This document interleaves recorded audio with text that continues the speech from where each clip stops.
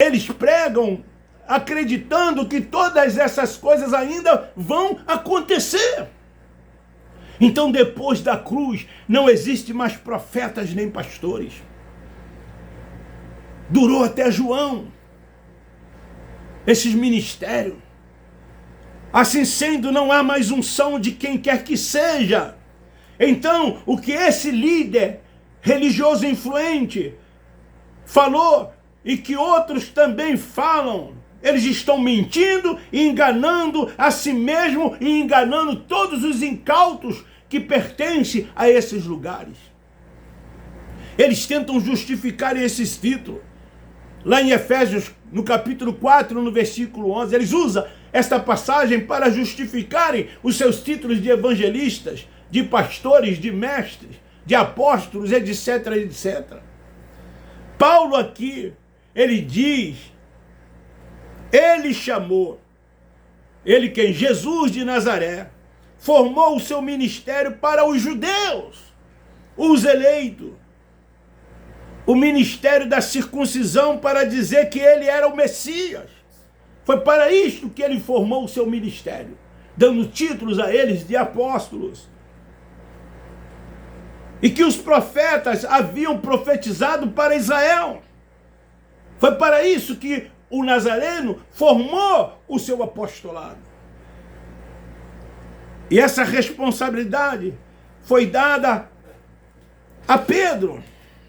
Se não vejamos Gálatas, capítulo 2, o que Paulo, o apóstolo dos gentios, que recebeu o evangelho da circuncisão, vejamos o que o apóstolo Paulo diz. Pelo contrário, viram que o evangelho da incircuncisão me fora confiado, como a Pedro o da circuncisão. O Messias veio apenas para Israel. Leia isso em Mateus capítulo 15, versículo 24. Ele não veio para nós. Ele não veio para os demais povos. Ele não veio para os que nasceram depois da cruz. Ele veio buscar e salvar as ovelhas perdidas da casa de Israel. Esse ministério foi levantado para aquela geração.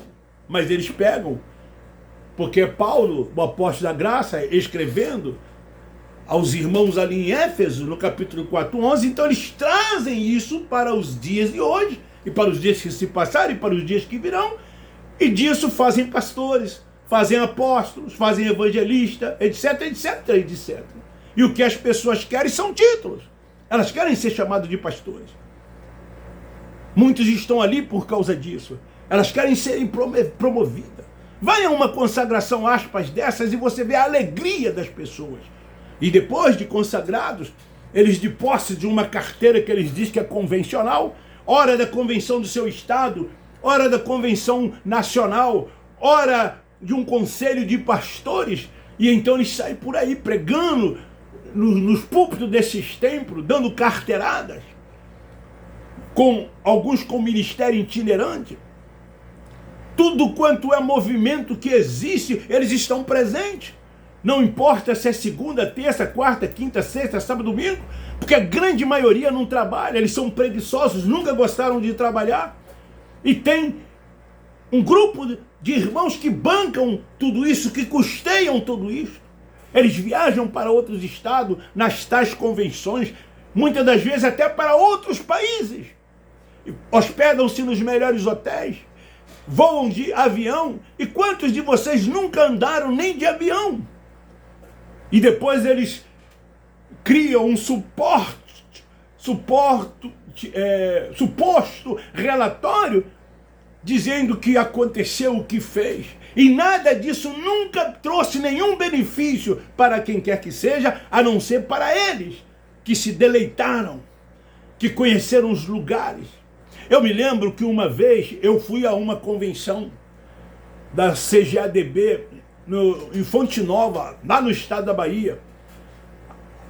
A igreja tinha uma Kombi 0 km, eu fui dirigindo essa Kombi daqui do Rio de Janeiro até lá. Eu conheci Espírito Santo, eu conheci Vitória, eu conheci Itabuna na Bahia, eu conheci Meninos de Jesus, uma cidade dali. Eu conheci a ilha de Itaparica, eu travessei com a Kombi na balsa de um lado para o outro. E enquanto estava acontecendo lá as reuniões convencionais, eu fui até Sergipe, em Lagarto, em Lagoinhas.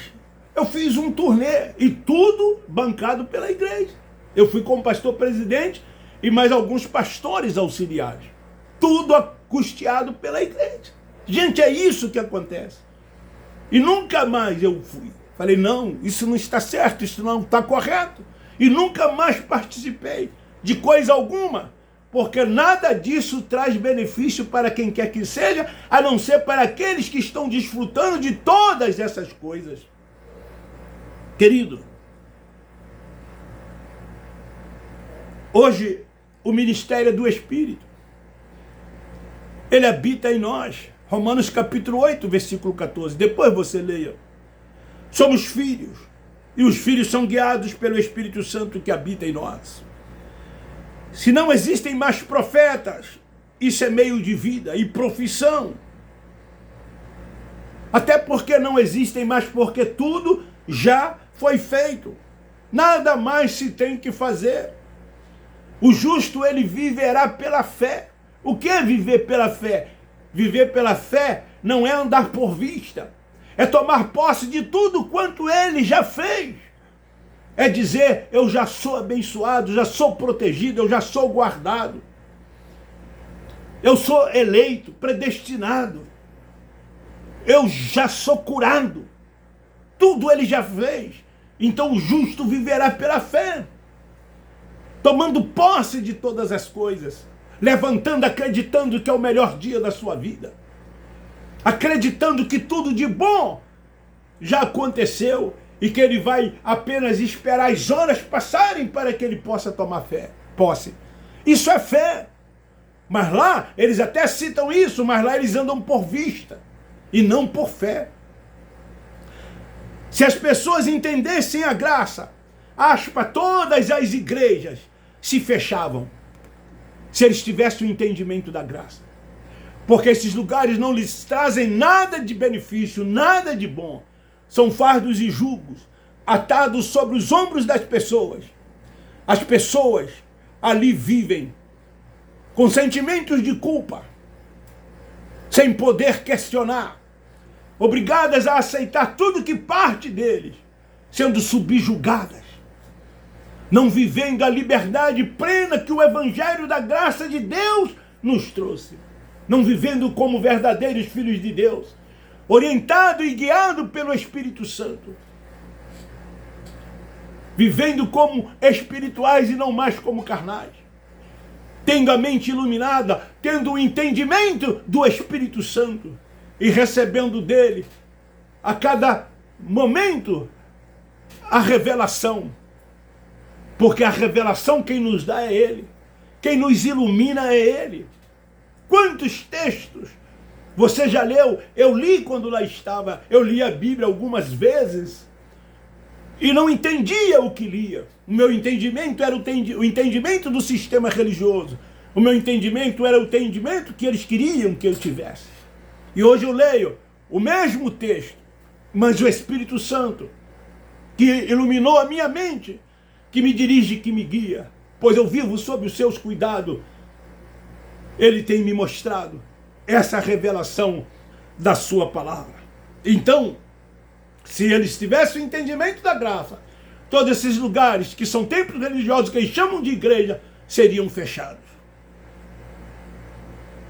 E sabe o que ia acontecer?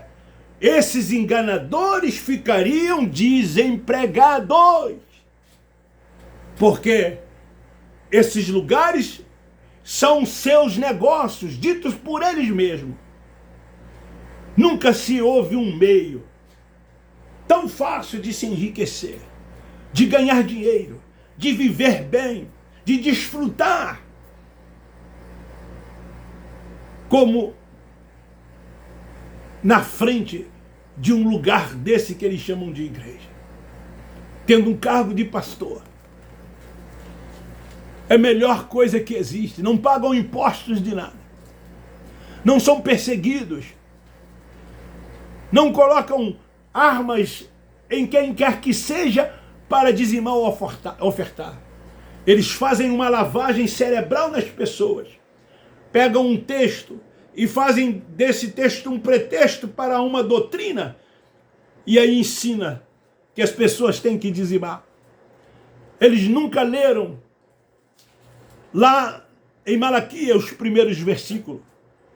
A quem foi dada a lei do dízimo? Quem é que tinha a obrigação e o dever de dizimar? Assim como também lá em Coríntios, no capítulo 11, nos dias em que eles se reúnem para realizar tal, aspas, ceia do Senhor, que não é ceia, eles começam do versículo 23. Uma carta se lê do início, mas eles começam do meio, para que as pessoas não entendam e não compreendam.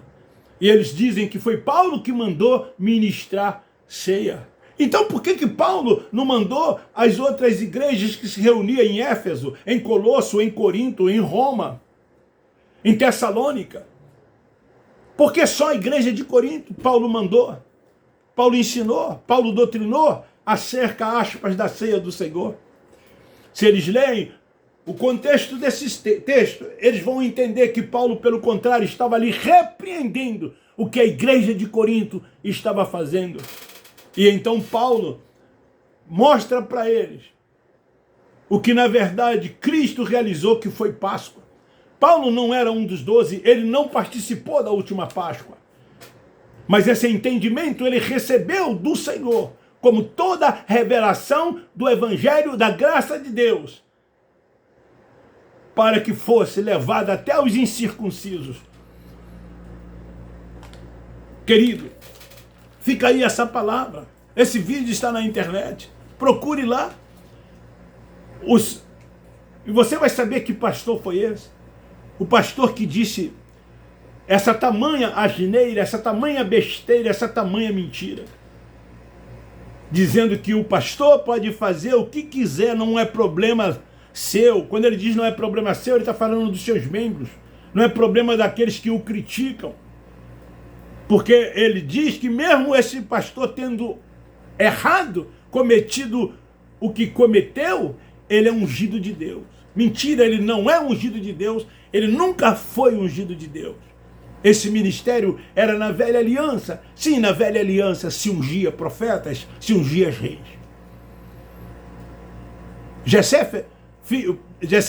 Davi, filho de Jessé, foi ungido, rei de Israel. Saul foi ungido. Azarias foi ungido. E outros. Assim como profetas também foram ungidos, porque tinham que se ungir. Mas esse ministério já não mais existe. Todos nós somos filhos de Deus. Não somos ungidos de Deus. Todos nós somos filhos de Deus. E eu gostaria de terminar dizendo para você que ainda vive nesse lugar: deixa de ser ovelha. Você nunca foi ovelha. Deixa de ser servo. Você nunca foi servo. Você é filho. Filho tem herança. Filho tem direito. Filho goza de liberdade. Filho tem o pai que o ama e que faz tudo por ele. O servo, não. Nem tão poucas ovelhas. Mas eles têm interesses que vocês se mantenham neste lugar, como servo e como ovelhas. Porque como servo, o Senhor pode fazer com o servo o que eles querem ou o que eles quiserem fazer. O pastor pode fazer com as ovelhas o que eles querem, o que eles quiserem e o que eles quiserem fazer. Mas o pai não. O pai ama o seu filho. O pai ama o seu filho. O trata como filho. Sim, quando o filho erra, o pai corrige. Mas ele faz isso porque ele ama. Fica aí esta palavra. Não se deixe levar pelo que esses líderes dizem. Não se deixe levar. Há um único Senhor. Há uma só fé, um só batismo, um só pastor. Deus é único e soberano. E é Ele que é o Pai dos Espíritos. E Ele é o Pai de todos. Beijo no seu coração. Um forte abraço. Divulgue e compartilhe. Não se esqueça, dá um like. Se inscreva no meu canal se você gostou. Compartilhe. Esta é mais uma pérola da graça de Deus. Abba Pai, Abba Pai, Abba Pai. Graça e paz.